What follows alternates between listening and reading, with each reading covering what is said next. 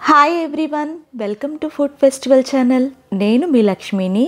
కార్తీకంలో ఒక్కసారైనా నేతి బీరకాయతో తయారు చేసిన పచ్చడిని లేకపోతే ఏదైనా వంటకాన్ని తినాలని మన పెద్దలు చెప్తూ ఉంటారు.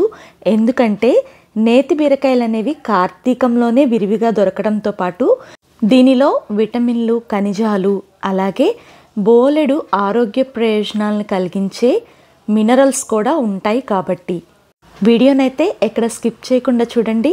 అప్పుడే మీకు ఈ నేతి బీరకాయ పచ్చడి ప్రాసెస్ పూర్తిగా అర్థమవుతుంది. నేతి బీరకాయ పచ్చడిని తయారు చేసుకోవడానికి పావు కేజీ 250 గ్రాముల లేత నేతి బీరకాయలను తీసుకున్నాను. ఒక అర కట్ చేసింది ఎందుకు అనుకుంటున్నారా? మార్నింగ్ దోశలు వేశానండి. దోశల రెసిపీ కావాలంటే కామెంట్ చేయండి, మీతో షేర్ చేసుకుంటాను. ఇంకా ఈ నేతి బీరకాయలు అయితే శుభ్రంగా కడిగేసేసి తొక్కతో సహా కట్ చేసుకోండి. ఎందుకంటే నేతి బీరకాయల తొక్కలో కూడా చాలా విటమిన్స్, న్యూట్రియంట్స్ ఉంటాయి. పచ్చడి తయారీకి ఒక బాండి స్టవ్ మీద పెట్టి ఒక గెరిటెడు నూనె వేసి అది కొంచెం వేడెక్కిన తర్వాత 1 టేబుల్ స్పూన్ వరకు పచ్చెనగపప్పు, అలాగే 1 టేబుల్ స్పూను మినప్పప్పును కూడా వేసేసి స్లో ఫ్లేమ్లో 2-3 నిమిషాల పాటు దీన్ని వేపుకోండి. ఇది కొంచెం కలర్ మారుతున్నప్పుడు విరిచిపెట్టుకున్న 12 పచ్చిమిర్చిని దీంట్లో వేసేసేయండి.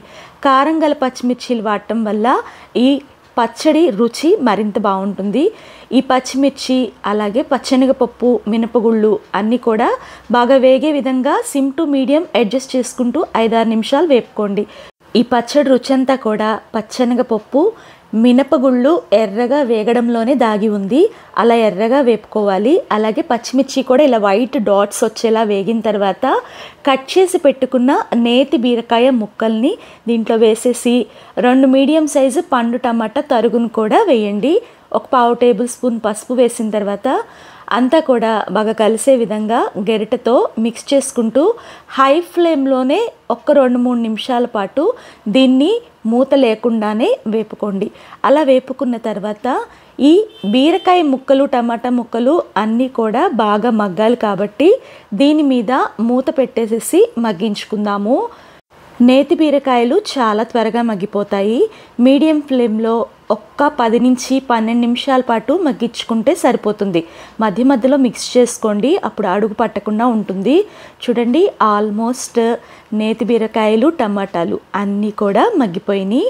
నేతి బీరకాయల్లో పీచు శాతం చాలా ఎక్కువండి. దీన్ని తీసుకోవడం వల్ల అరుగుదల పెరిగి కాన్స్టిపేషన్ లాంటి ప్రాబ్లమ్స్ కూడా తగ్గుతాయి. ఇప్పుడు దీంట్లో ఒక పెద్ద కట్ట కొత్తిమీర తీసుకొని శుభ్రంగా ఒలిచి ఆ కొత్తిమీర తరుగును వేసేసేయండి. అలాగే చిన్న నిమ్మకాయలో సగమంత చింతపండు పెట్టేసి ఒక్కసారి సిమ్లోనే దీన్నంతా కూడా బాగా మిక్స్ చేసుకుంటూ 2-3 నిమిషాల పాటు ఉడికించుకుంటే కొత్తిమీర, చింతపండు ఆ వేడికే మగ్గిపోతాయి.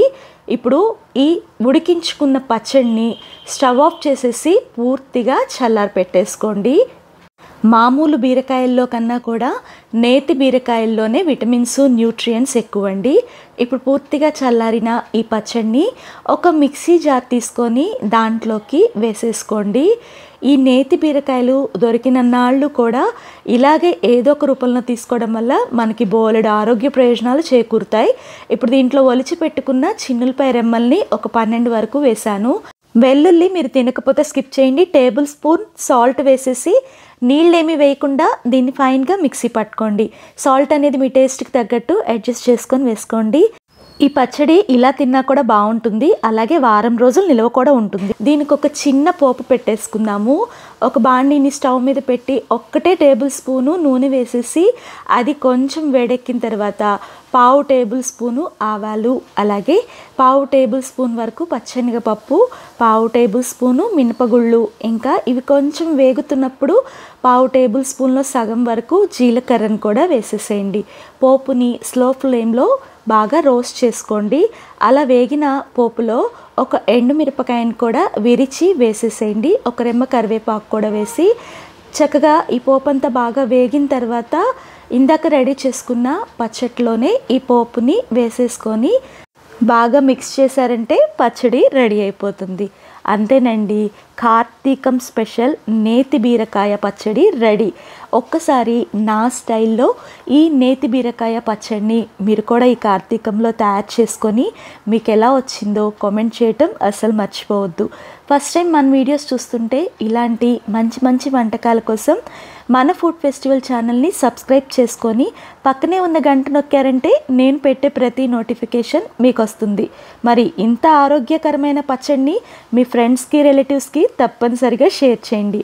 వీడియో నచ్చితే లైక్ చేయండి. దానివల్ల ఈ వీడియోకి మంచి రీచ్ వచ్చి మన సబ్స్క్రైబర్స్కే కాకుండా బయట వాళ్ళకు కూడా ఈ వీడియో వెళ్ళి వాళ్ళకి ఉపయోగపడుతుంది. Thanks for watching.